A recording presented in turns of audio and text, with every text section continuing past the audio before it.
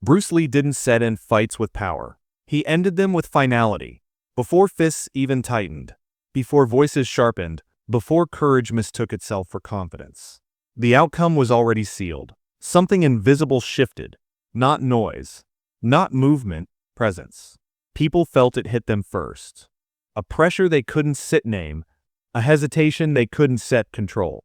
The room grew quiet for a reason, because the most dangerous truth is this: some confrontations die the moment one man decides they never deserve to live. Tonight, we uncover how Bruce Lee dismantled conflict before it could breathe, not with speed, not with strength, but with a certainty so complete, it made resistance feel pointless. Bruce Lee didn't walk into tense moments hoping things would work out. He walked in already settled. Most people enter confrontation carrying questions in their head. What if this turns physical? What should I say? How far will this go? That internal noise creates hesitation. Hesitation leaks outward, and once it leaks, others feel it. Bruce Lee removed that weakness long before the moment arrived. He didn't wait to see what would happen.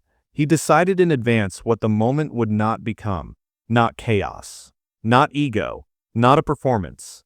That decision changed everything. When a person hasn't decided who they are in tension, they become reactive. Their body tightens. Their voice shifts. Their energy becomes readable.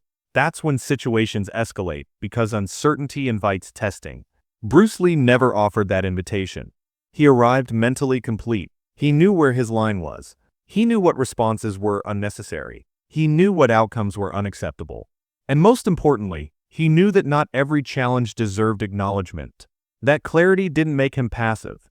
It made him immovable. People often misunderstand preparedness.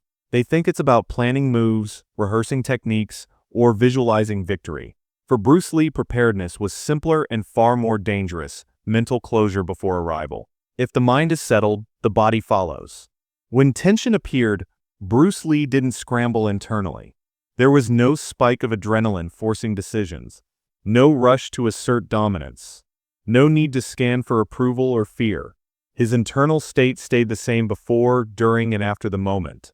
That consistency unnerved people, because humans instinctively look for signs of hesitation, a flicker of doubt, a micro-reaction, anything that suggests the other person is still negotiating with themselves. Bruce Lee wasn't set negotiating. He had already answered the most important questions privately. That's why his stillness felt heavy. That's why rooms went quiet.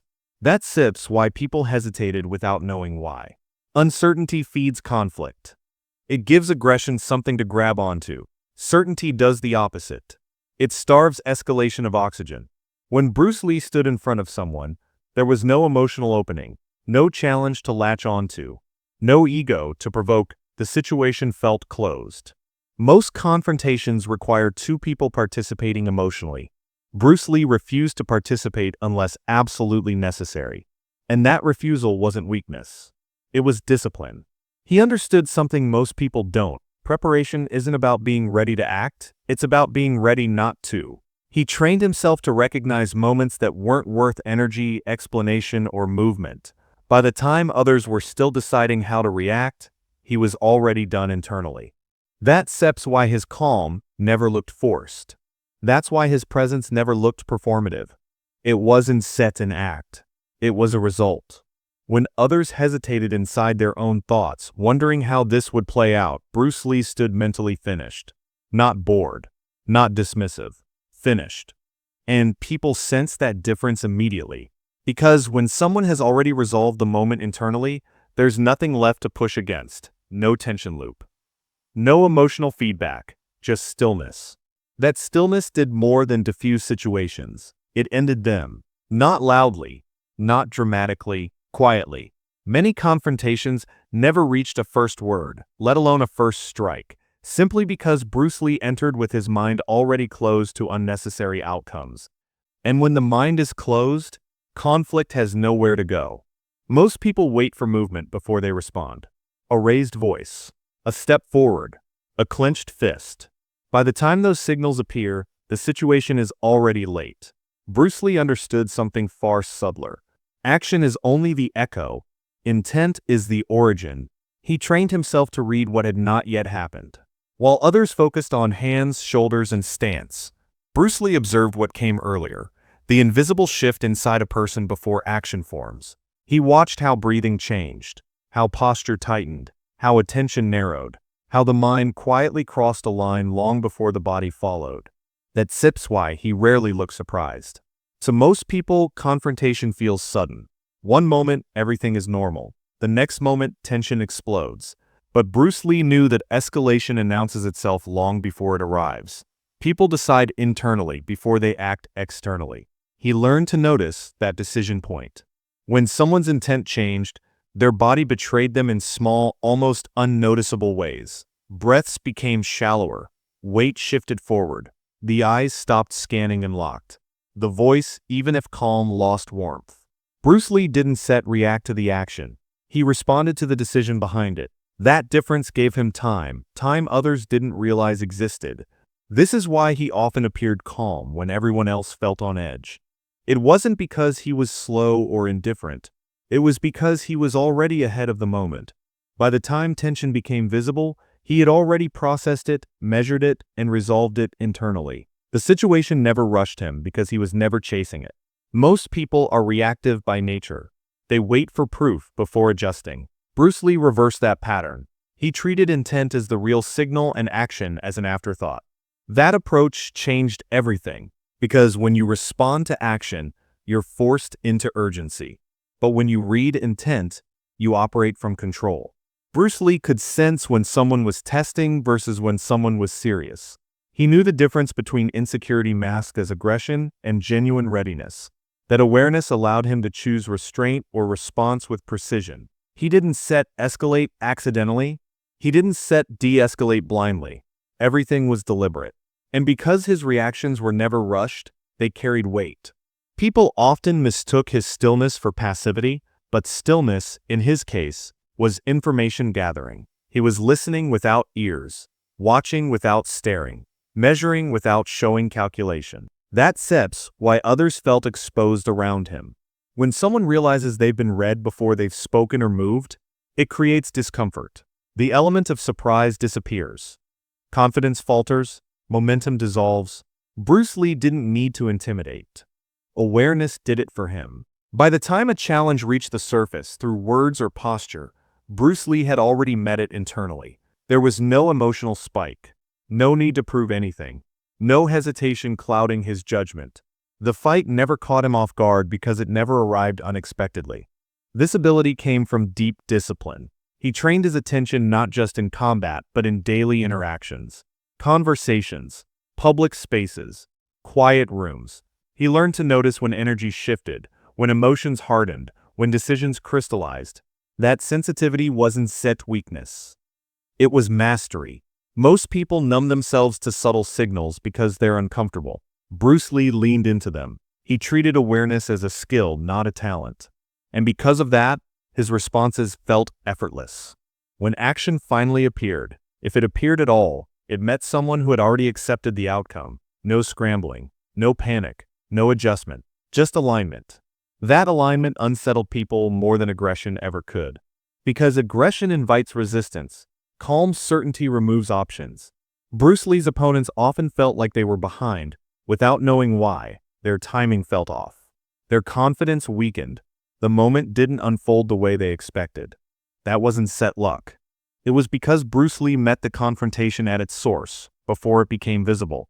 He understood that once intent is seen clearly, action loses its power, and that understanding allowed him to stay calm, precise, and in control, while others were still reacting to shadows. Most confrontations don't begin with danger. They begin with ego. A look held too long. A word said slightly louder. A moment where someone feels unseen, disrespected, or uncertain about their place. That's where most conflicts are born. Not from threat, but from the urge to prove something. Bruce Lee understood this early, and once he understood it, he stopped feeding it. He realized that ego is not strength. It sets hunger, and hunger always looks for a response. When someone tries to provoke, what they're really asking is simple. Do you see me? Do you acknowledge my power? Will you react to me? Most people answer without realizing it. They tense up, they talk back, they posture, even silence. When it's defensive, becomes a response. Bruce Lee chose something far more unsettling. He removed the reward. He didn't set rush to assert dominance. He didn't set correct disrespect immediately. He didn't feel the need to clarify who he was. Not because he lacked confidence, but because he had resolved it internally long ago. People who need to prove something are always negotiating with doubt. Bruce Lee wasn't negotiating. That's why his refusal felt confusing. When someone expects resistance and meets none, their aggression loses direction. There's nothing to push against. No emotional wall to climb. The situation starts collapsing inward. Bruce Lee allowed that collapse to happen. He understood that ego-driven confrontation needs participation to survive. It feeds on reaction, tone, body language, words, energy. So he withheld all of it. This didn't mean he was passive. It meant he was selective. He knew that engaging too early, too emotionally, or too visibly gave power away. It shifted control to the other person's insecurity. Instead, he stayed neutral. Not cold, not arrogant, neutral. That neutrality was devastating. Because when someone is trying to establish superiority and the other person doesn't play along, the script breaks, confusion replaces confidence. Doubt creeps in. Why isn't this working? Why isn't Seti reacting? Am I misreading this? Those questions weaken intent faster than any threat. Bruce Lee let people wrestle with themselves. He didn't need to dominate the room because he wasn't seeking validation from it. His identity wasn't dependent on the moment. That freedom made him dangerous. People often confuse power with display. Bruce Lee understood that true power doesn't announce itself. It withdraws unnecessary signals. By not proving, he controlled the pace. He also understood that many confrontations aren't about you at all. They're about the other person's internal chaos spilling outward. Responding emotionally only gives that chaos a place to land. Bruce Lee gave it no landing space. That's why many situations de-escalated without effort. The other person ran out of momentum. Their aggression had nowhere to go. The emotional loop closed on itself. And when ego isn't fed, it starves quickly. This approach required immense discipline. Doing nothing when provoked is harder than reacting. Staying composed when challenged demands self-mastery. Bruce Lee trained that mastery deliberately. He learned to observe his own impulses without acting on them. The urge to respond, the urge to correct, the urge to demonstrate capability. He let those urges pass. And because he could control himself, he didn't need to control others. That control changed how people perceived him, not as someone who needed to win, but as someone who didn't need the moment at all. That's unsettling. When someone doesn't need your acknowledgement, your challenge loses meaning. Bruce Lee understood that proving yourself often puts you beneath the very thing you're trying to rise above. So he stepped out of that cycle entirely. Only when a situation truly required engagement, when safety principle or necessity demanded it, did he act. And when he did, it felt sudden and decisive because it hadn't been diluted by ego beforehand. Most conflicts die long before they turn physical. If ego is removed early, Bruce Lee removed it at the root. Not loudly, not theatrically. Quietly. And in that quiet, many confrontations lost their reason to exist. Every confrontation passes through a narrow window most people never notice. It sets not the moment words are exchanged. It sets not when bodies square up. It sets the brief silence in between. The pause where tension decides what it wants to become. Most people rush through that pause without realizing it exists. They speak too fast. They move too soon. They fill the space because silence makes them uncomfortable. Bruce Lee did the opposite. He owned that pause. He understood that silence is not emptiness. It is pressure, and whoever controls it controls the direction of the moment. When tension appeared, Bruce Lee didn't hurry to explain himself. He didn't rush to diffuse the situation with nervous words. He didn't rush to escalate with threats or posturing. He let the silence stretch. That choice alone shifted power. Silence forces the other person to sit with their intent. It removes distractions. It exposes uncertainty. When someone is aggressive, silence feels like standing alone under a spotlight. Bruce Lee allowed that discomfort to do its work. Most confrontations escalate because both sides keep feeding the moment. Words bounce back and forth. Energy rises, emotions accelerate. Bruce Lee interrupted that cycle by doing nothing at the most critical point. He didn't break eye contact quickly. He didn't glance away to relieve pressure. He didn't fidget or adjust to release tension. He stayed. And in that stillness, the other person was left alone with their own decision. That sits when doubt crept in. People began questioning themselves in silence. Am I going too far? Why isn't he reacting? Did I misjudge this situation? Those internal questions weaken resolve. Bruce Lee knew that if he could hold the pause just a little longer, the moment would begin collapsing on its own. Aggression needs movement to survive. Silence suffocates it. This wasn't accidental. It was trained. Bruce Lee practiced controlling his impulse to respond immediately. The urge to speak, to adjust, to assert, he noticed it and let it pass. By mastering that internal urge, he gained command over external situations. Most people think speed wins confrontations. Bruce Lee understood timing mattered more, and timing is impossible to control if you can't tolerate silence. He could. That ability made his presence feel heavy without being aggressive. People sensed that something was being measured, even if they didn't know what. The pause felt intentional, deliberate, not awkward, not uncertain, intentional. That distinction is crucial. Awkward silence invites challenge. Controlled silence invites restraint. Bruce Lee's silence communicated that he wasn't rushed, threatened, or pressured. It suggested that whatever might happen next was already accounted for. That suggestion alone drained momentum from many confrontations. By the time action seemed possible, the moment had already weakened. Words felt unnecessary. Movement felt excessive. Escalation felt foolish. The pause had done its work. This is why many people later described encounters with Bruce Lee as strange or unsettling. Nothing dramatic happened. No fight broke out, and yet the memory lingered. Because they felt something shift internally. Bruce Lee never needed to dominate the moment. He let the moment expose itself. He understood that silence is not passive. It's diagnostic. It reveals intent, confidence, and doubt more clearly than words ever could. And once revealed, those things often neutralize themselves. By controlling the pause, Bruce Lee controlled the outcome without forcing it. Not through intimidation, not through aggression, through restraint. And restraint, when mastered, becomes a quiet form of authority. That authority ended many confrontations before they ever reached a second step. Bruce Lee never looked like someone preparing for a fight. That detail mattered more than people realized. Most confrontations escalate because both sides appear unfinished, still deciding, still sizing up, still calculating. That unfinished energy invites testing. It signals that the situation is open, negotiable, and unstable. Bruce Lee closed it before it opened. When tension arose, he didn't shift into a ready posture. He didn't lean forward. He didn't tighten his jaw or square his shoulders in anticipation. Those signals communicate preparation, but they also communicate uncertainty. Instead, Bruce Lee looked complete, as if the moment had already reached its conclusion. Not relaxed, not alert, finished. That sense of finality was unsettling because it removed the possibility of escalation. People felt like they had arrived late to a decision that had already been made. Humans are deeply sensitive to this kind of energy. We instinctively read whether someone is still adjusting or already settled. When someone appears settled, our confidence falters, not because they look aggressive, but because they look unmoved.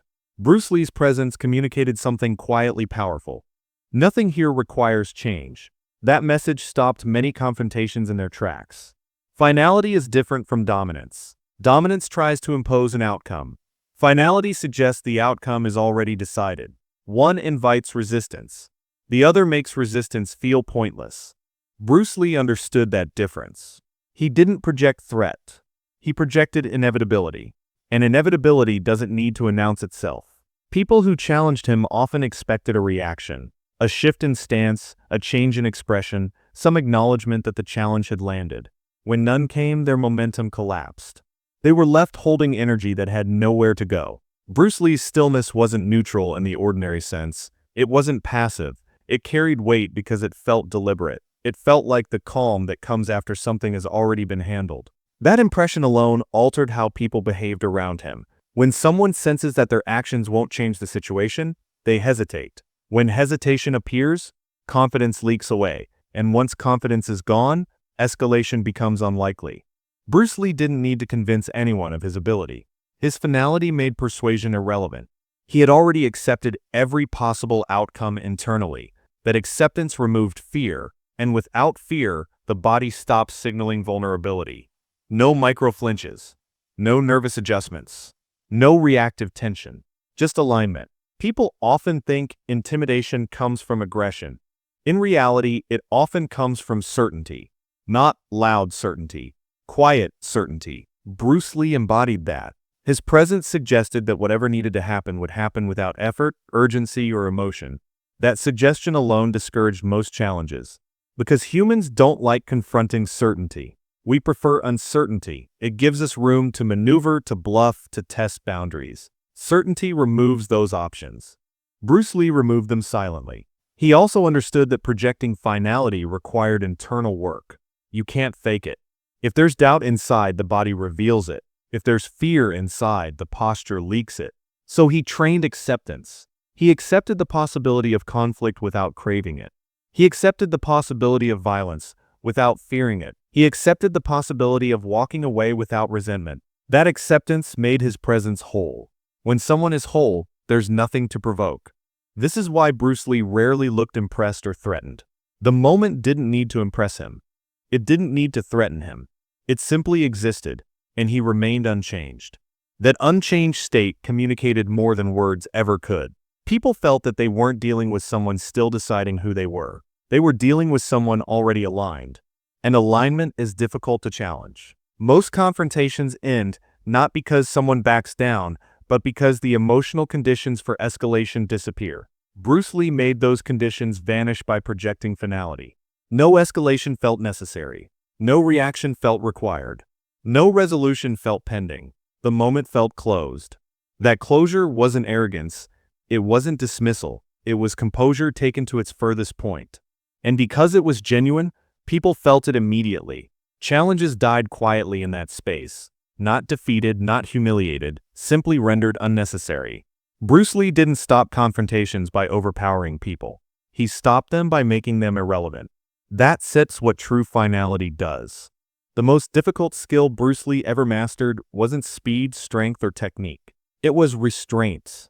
Knowing when nothing was required. Most people feel compelled to act the moment tension appears. Silence feels like weakness. Stillness feels like surrender. Doing nothing feels like losing control. So they fill the space with words, gestures, explanations, reactions. Bruce Lee learned to resist that urge completely. He understood that not every moment demands engagement, and not every challenge deserves an answer. In fact, responding too early often gives a situation more life than it ever needed. So he waited, not passively, not fearfully. Intentionally, when nothing needed to happen, he let nothing happen. That choice required deep self-mastery. The impulse to react is emotional, not logical. It comes from discomfort, the discomfort of being watched, judged, or tested. Bruce Lee trained himself to sit inside that discomfort without moving. He didn't set rush to clarify misunderstandings. He didn't set rush to correct assumptions. He didn't set rush to defend his reputation, because he knew something crucial. Most tensions resolve themselves if you don't interfere. People often escalate situations unconsciously. They push boundaries to see what comes back. When something comes back, anger, defensiveness, aggression, it confirms the confrontation. It gives it shape. Bruce Lee refused to give it shape. By offering no reaction, he forced the moment to reveal its true nature. Was it real danger or just noise? Was it necessity or insecurity looking for validation? In many cases, it was the latter. And without a response, that insecurity had nowhere to land. This wasn't set indifference. It was discernment. Bruce Lee knew the difference between situations that required decisive action and those that required nothing at all. That discernment kept him from wasting energy, escalating unnecessarily, or turning minor moments into lasting conflicts. He trusted silence. He trusted stillness. He trusted that doing nothing, when done consciously, was often the strongest move available. This confused people deeply. Most individuals expect a reaction, even a small one, a shift in posture, a change in expression, a word. When nothing comes, they're left alone with their own intent. That sip's uncomfortable. When someone realizes their provocation has failed, they start questioning themselves. Their confidence weakens. Their motivation fades. The tension they created begins to collapse inward. Bruce Lee allowed that collapse. He didn't interrupt it with explanations or gestures. He let the moment finish itself. This required enormous internal stability. You can't do nothing unless you're at peace with uncertainty. Unless you've already accepted all outcomes internally. Unless you're not dependent on the moment validating you. Bruce Lee reached that point. He didn't set need to win every exchange. He didn't need to be understood immediately. He didn't need to assert control prematurely. That freedom made him unpredictable, and therefore powerful. When action truly was required, it came from necessity, not emotion, from clarity, not impulse. And because he hadn't wasted energy on unnecessary reactions, his response when it arrived felt sudden and complete. But those moments were rare. Most of the time, nothing was required.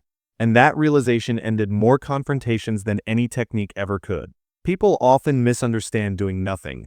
They think it's avoidance. In reality, it's selection. Bruce Lee chose his moments carefully. He refused to let others decide when he should act. That autonomy changed everything. When someone can't provoke you into movement, they lose leverage. When they can't rush you, they lose control. When they can't read your intent, they hesitate. Bruce Lee created that hesitation by withholding reaction. His presence communicated something chilling without words. If I'm not moving, it's because this situation doesn't matter. That message deflated countless confrontations. Not aggressively, not humiliatingly, quietly. And quiet endings last longer than loud victories. Bruce Lee understood that restraint is not the absence of power, it's evidence of it. Only someone confident in their ability can afford to do nothing. Anyone can react. Few can restrain themselves. By mastering restraint, Bruce Lee removed himself from unnecessary conflict entirely. He conserved energy. He preserved clarity. He stayed in control of his inner state. And because he controlled his inner state, external situations rarely controlled him. That's why many of his encounters ended without explanation or resolution. Nothing dramatic happened. No clear winner or loser. Just a moment that lost its urgency and faded away. Those are the confrontations people remember the longest, because they never reached the surface. Bruce Lee didn't seek silence as an escape. He used it as a filter. What survived silence deserved attention. What didn't was never worth engaging. And that understanding marked the final level of his mastery. Not fighting. Not winning. Knowing when nothing was required. That sips how he ended fights before they began. Not by overpowering others. Not by intimidating them. But by refusing to give unnecessary moments of future, and that refusal was absolute. Bruce Lee was never defined by the fights people imagined he would have. He was defined by the moments that quietly ended before anyone noticed. No applause. No witnesses. No victory to announce. Just a presence so settled that conflict had nowhere to exist. He understood that true mastery isn't shown in motion, but in the moments where motion becomes unnecessary. Because when a man no longer needs to react, the world adjusts itself around him. And that is the kind of strength that doesn't leave bruises. It leaves silence.